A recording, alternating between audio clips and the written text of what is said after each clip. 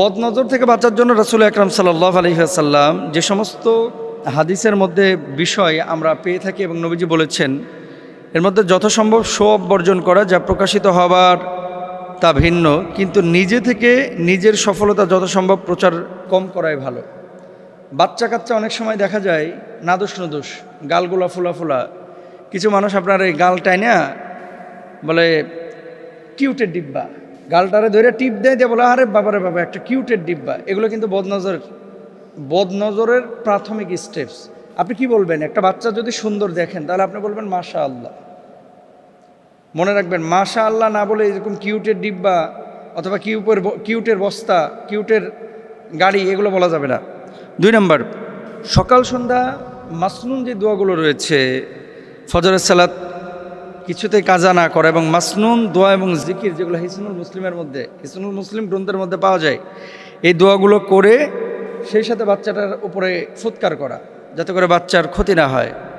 যত সম্ভব বেশি বেশি জিকির আজকার করা, কথাবার্তার ফাঁকে ফাঁকে বেশি বেশি আল্লাহর শুকরিয়া আদায় করা, সুবহানাল্লাহ, আলহামদুলিল্লাহ, মাশা আল্লাহ। তারপরে সপ্তাহে একবার হলেও চেষ্টা করা যে রুকিয়া বা মানে রাকে রিলেটেড যে সমস্ত আয়াতগুলো আছে, এই আয়াতগুলো পড়ে পড়ে বাচ্চাটাকে ফুৎকার করা। আয়াতুল কুরসি সবচেয়ে বেশি উপকারী। কোনো সমস্যা আপত্তিত হলে নিজের সাফল্য লেভেল কমে গেলে রুকিয়া করা। আচ্ছা, তারপরে দেখেন আল্লাহর হাবিব সাল্লাল্লাহু আলাইহি ওয়াসাল্লামের সময়ও কিন্তু এই বদনজরের ঘটনা ঘটেছে, এবং নবীজি সাল্লাল্লাহু আলাইহি ওয়াসাল্লাম স্পষ্টভাবে আমাদেরকে শিখিয়ে গিয়েছেন যে কিভাবে আমরা এর থেকে আপনার পরিত্রাণ পাবো। আল্লাহ তাআলা সূরা নাহলের 32 নম্বর আয়াতের মধ্যে কি বলছেন? আল্লাহ তোমাদেরকে তোমাদের জোড়া সৃষ্টি করেছেন এবং তোমাদের যুগল হতে তোমাদের জন্য পুত্র পুত্রাদি সৃষ্টি করেছেন, তোমাদের উত্তম জীবনোপকরণ দিয়েছেন।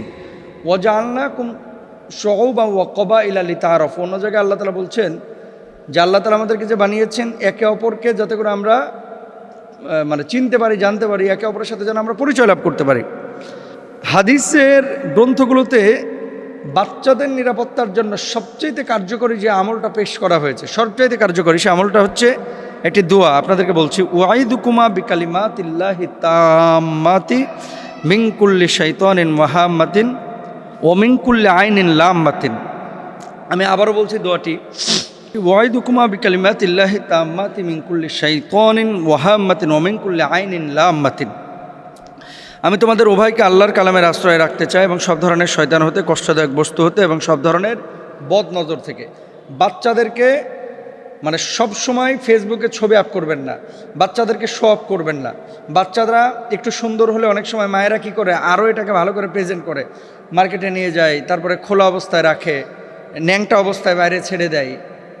এরকম কোনো কাজ করবেন না। আর এই দোয়াগুলো যেগুলো আমি বললাম এগুলো করবেন। তবে এই সম্ভবত মিশরি মা যার বাচ্চাটা মারা গিয়েছে এবং সোশ্যাল মাধ্যমে ভাইরাল হয়েছে, এই মা ধারণা করছে যে বদনজরের কারণে হয়তো বা বাচ্চাটা মারা গিয়েছে। তবে বদনজর সত্য, এটা অস্বীকার করার কোনো সুযোগ নেই, কিন্তু এই বাচ্চাটা বদনজরের কারণে মারা গিয়েছে এটা আসলে কনফার্ম বলাটা মুশকিল যে কোনো বাচ্চা যদি মারা যায় তাহলে বদনজরের কারণে মারা গিয়েছে। তবে ক্ষতি হওয়া সম্ভব, এটা হচ্ছে বাস্তব কথা। আল্লাহ তাআলা আমাদের সবাইকে হেফাজতে রাখুন।